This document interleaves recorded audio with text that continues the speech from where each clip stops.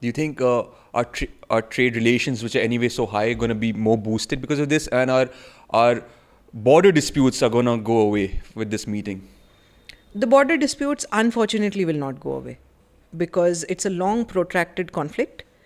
China doesn't adhere to the line of actual control, doesn't adhere to the Shimla agreement, which it had signed but not ratified.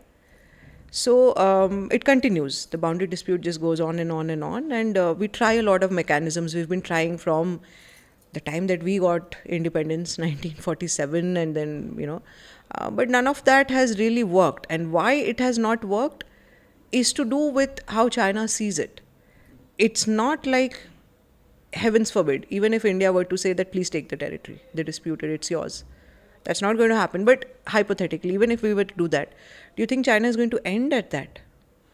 It's going to be newer territories. Galwan, how on earth did Galwan emerge as a source of contention? Because before 2020, that was not something which China was laying claim to. But all of a sudden it comes in and it becomes a bone of contention. So it's just going to be newer things from China. It's because of the power differentials which India has with China. China understands power.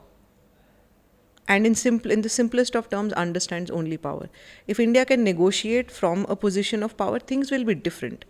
Now, if you see the ways in which India negotiates with China and the ways in which China responds to it is very different from even, say, 10 years ago.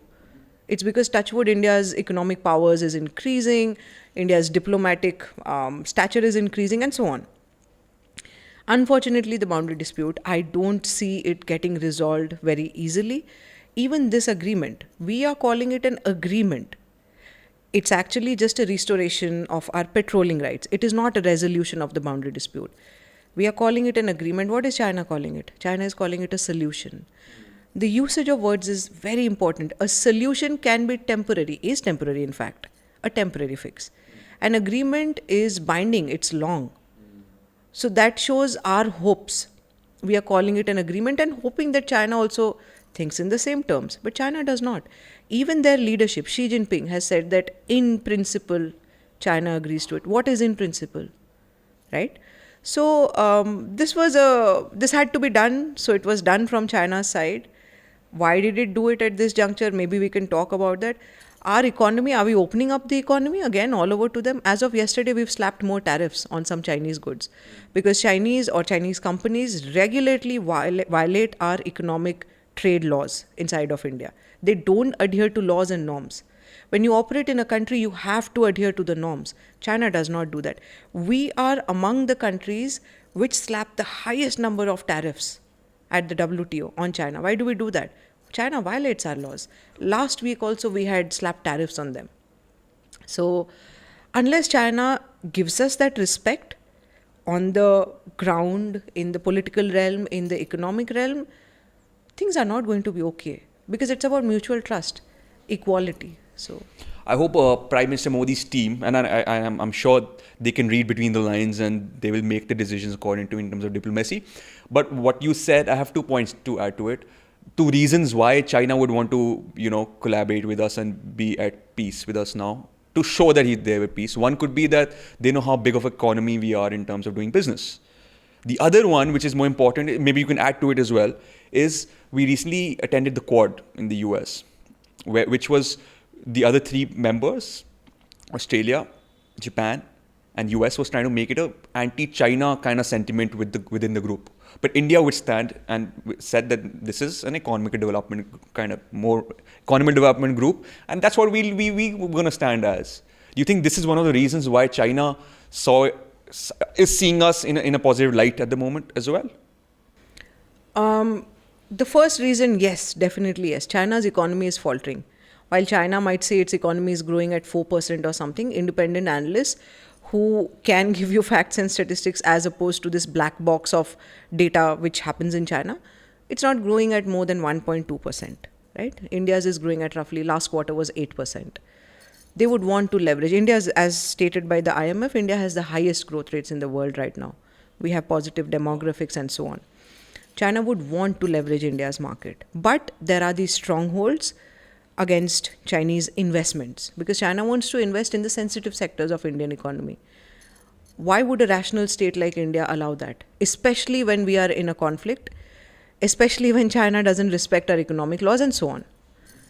They would want to leverage India's market. So, which is why they hope that we, become gullible enough and open up, let go of some of the strongholds. China has also unleashed a whole set of charm offensives on us through their embassies, spokespersons, etc., trying to placate India, talking about how India and China could economically cooperate and so on.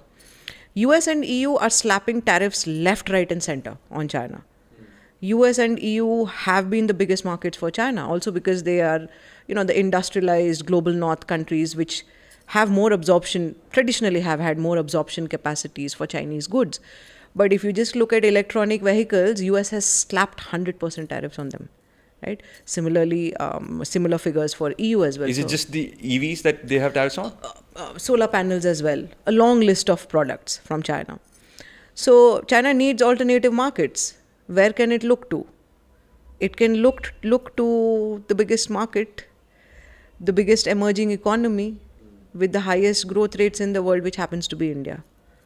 So it would think that maybe something like this can placate India.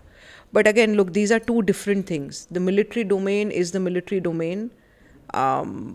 Geographic sovereignty is geographic sovereignty. Our economic sovereignty is also important. Not respecting laws is something that we cannot really, which we can afford. Also, we don't have equal market access in China. Indian products suffer tariff and non-tariff barriers in China. So it's not egalitarian. Coming to the question about the Quad, see, Quad is not a military grouping. It never was, right? China has, initially when the Quad came up, when Shinzo Abe had first mentioned it, etc., China called it ocean froth, something which would dissipate, right? But from then to now, in roughly say 10 years, now it calls it Asian NATO. Whereas it's not a military agreement. Diary of a publisher. Here we don't just talk, we explore, question, and push beyond the ordinary. And if you're ready to see things from a fresh perspective, you're at the right place. Make sure to subscribe. We're just scratching the surface, and the next conversation might just change how you see the world.